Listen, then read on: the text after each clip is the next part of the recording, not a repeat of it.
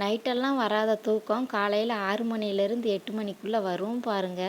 அதுவும் மாமனார் மாமியார் கூட இருக்கும்போது அவ்வளோ நேரம் தூங்க கிடைச்சா அதுதான் சொர்க்கம். அப்பா இவ்வளோ நாள் வரைக்குமே பட்டன் செல் தான் யூஸ் பண்ணிட்டு இருந்தாங்க. அவங்க ஃபோன் கொஞ்சம் ரிப்பேர் ஆயிடுச்சு. வாங்குறது தான் வாங்குகிறோம், ஒரு ஆண்ட்ராய்டு மொபைலாக வாங்கி கொடுத்துடலாம் அப்படின்னு அதையே வாங்கி கொடுத்தாச்சு. அப்பாவுமே ரொம்ப சந்தோஷப்பட்டாங்க.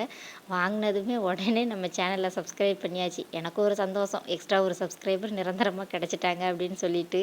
பாப்பா எனக்கு பூனை தோசை தான் வேணும்னு கேட்டா. அதனால் ஒரு பூனை தோசை சுட்டு அவளையுமே சாப்பிட வச்சாச்சு. நேற்று ஈவினிங் ஏதாவது ஸ்வீட்டாக சாப்பிடணும்னு தோணிகிட்டே இருந்தது. அதனால் வீட்டில் இருந்த ப்ரெட்டை பட்டரில் நல்லா டோஸ்ட் பண்ணிவிட்டு மேலே கொஞ்சமாக சுகர், அதுக்கப்புறமா காய்ச்சி வச்சுருக்கிற பாலெல்லாம் சேர்த்து கொஞ்சம் டோஸ்ட் பண்ணி எடுத்து சாப்பிடும்போது டேஸ்ட்டு சூப்பராக இருந்தது. அந்த டேஸ்ட்டு நாக்கிலேயே ஒட்டிகிட்டு இருந்ததுனால இன்றைக்கி ஆர்வ கோளாறில் 3 ப்ரெட்டை ஒன்றா வச்சு செஞ்சேன்.